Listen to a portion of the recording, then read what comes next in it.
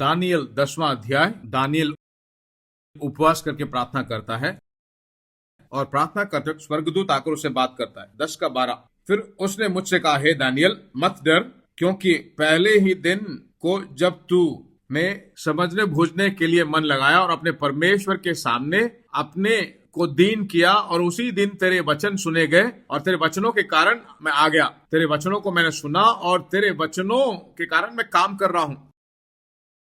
तो मैं जो बोलता हूं वो परमेश्वर के दूतों को काम करवाता है। वही नहीं, नीचे भी पढ़िए 16वें वचन को देखिए। तब मनुष्य के संतान के समान किसी ने मेरे होठ छुए और मैं मुंह खोल कर बोलने लगा। जो मेरे सामने खड़ा था उससे मैंने कहा, हे मेरे प्रभु, दर्शन की बातों के कारण मुझको पीड़ा सी उठी और मुझ में कुछ भी बल नहीं रहा। इसलिए प्रभु का दास अपने प्रभु के साथ कैसे बात कर सके, क्योंकि मेरे देह में न तो कुछ बल रहा और न कुछ सांस ही रह गई। तब मनुष्य के समान किसी ने मुझे छू कर फिर मेरा हियाव बनाया और उसने कहा, हे अति प्रिय पुरुष, मत डर, तुझे शांति मिले, तू दृढ़ हो और तेरा हियाव बंधा रहे। जब उसने ऐसा कहा तब मैंने हियाव बांध कर कहा, हे मेरे प्रभु, अब कह, क्योंकि तूने मेरा हियाव बनाया है। हियाव बांध कहता है मेरा प्रभु मुझसे बात करे और मुझे आपने हियाव बंधाया। पहले कहता है कि न तो मेरे देह में बल रहा और न सांस रहेगी। परमेश्वर का दूत बोलते वक्त सुनने वाले मनुष्य को दृढ़ करता है। तो वचन जो है निर्बल भी कर सकते हैं और दृढ़ भी कर सकते हैं। इसीलिए वचन बहुत पावरफुल है। वचन के द्वारा एक मनुष्य को नाश किया जा सकता है और वचन के द्वारा उनको दृढ़ भी किया जा सकता है। तो हम जो बोलते हैं वह हमारी भावनाओं को प्रकट करने वाली नहीं होनी चाहिए।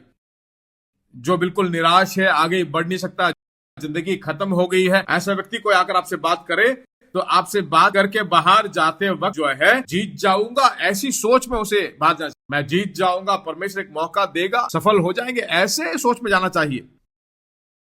इसलिए जीभ को ट्रेन करना जरूरी है। तुरंत जवाब नहीं देना चाहिए कुछ चीजों के लिए। चुपचाप रहकर 2 दिन के बाद उत्तर आ जाए तो 2 दिन बाद जाकर बोलिए। कोई आपसे आके उत्तर पूछे तो आप अपने शारीरिक बड़ाई मत कीजिए, मैं कैसा हूं, मैं बड़ा हूं, मैं कितना बड़ा वीर हूं, पराक्रमी हूं, ये सब उसको नहीं चाहिए। उसको भलाई बोलिए। एक और बात, उसको डिस्करेज के रूप में मत बोलिए। अपनी चिंताओं को उस पर भी मत डालिए। समझ में आया मेरी बात? आप अपनी चिंताओं को उस पर डालने से क्या वो दृढ़ होगा? आपकी चिंताओं को डालने के लिए एक ही व्यक्ति है, प्रभु है। सिर्फ वही तुम्हारे भारों को अपने ऊपर ले सकता है। किसी और से अपने भारों को मत लियो। एक दूसरे का बोझ अपने ऊपर ले लिए मतलब अच्छे लोगों से बोलिए, उसके बाद छोड़ दीजिए। बेटर व्यक्ति है तो सिर्फ परमेश्वर है। आपके वचन भावनाओं को प्रकट करने के लिए नहीं, वचन जो है उत्पन्न करने के लिए या एक व्यक्ति को नाश करेंगे। मत्ती 5:22। मैं तुमसे यह कहता हूं कि जो कोई अपने भाई पर क्रोध करेगा वह कचहरी के दंड के योग्य होगा, और जो कोई अपने भाई को निकम्मा कहेगा वह महासभा के दंड के योग्य होगा, और जो कोई कहे अरे मूर्ख, वह नरक की आग के दंड के योग्य है। आपके लिए नरक का आग नहीं, आप वहां से बचा लिए गए हो। फिर परमेश्वर जो शब्द आप बोलते हो वह उसको जो है दृढ़ करना चाहिए, उसको निर्बल नहीं करना चाहिए। एम्प्लीफाइड में बाइबल में बताता हूं, whoever says you cursed fool, you empty-headed idiot, shall be liable to and unable to escape the hell, the Gehenna of fire। उसका मतलब है अगर किसी व्यक्ति को देखकर तुम बोलो कि तुम मूर्ख हो, तुम खाली खोपड़ी वाले मूर्ख हो, empty headed idiot. Empty head का मतलब मालूम है ना, खोपड़ी में कुछ है क्या, ऐसा पूछते हैं ना।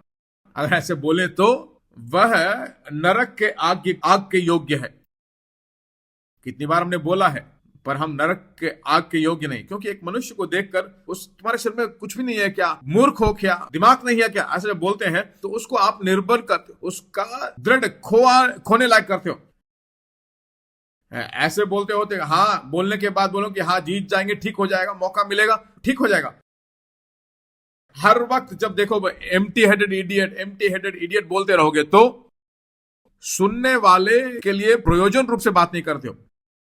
जो भी आप बोलो सुनने वाले लोगों को उपयोगी होना चाहिए। अगर एक बात बोलते हो तो बोलो कि माँ मुझे ऐसा डांट रहा है, ऐसा नहीं है, ऐसे बातें नहीं आनी चाहिए।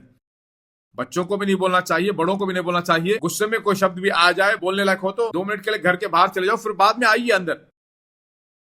थोड़े समय सब ठीक हो जाएगा। थोड़ी देर में जब सोच के जाओगे ऐसे हमने इससे भी बड़ा जुर्म किया है, क्या नया थोड़ी है, छोड़ के चले जाओ। जो हमने नहीं किया न कुछ नया कर दिया क्या इन्होंने,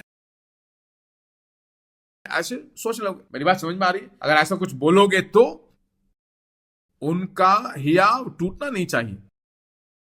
आप नरक के आग में नहीं जाओगे, परमेश्वर ने वहां से एस्केप कर दिया। पर बात यहां पर यह है, कुछ बोलते हो तो आपका शब्द उसको निर्बल नहीं करना चाहिए, उसको हियाव बांधना चाहिए।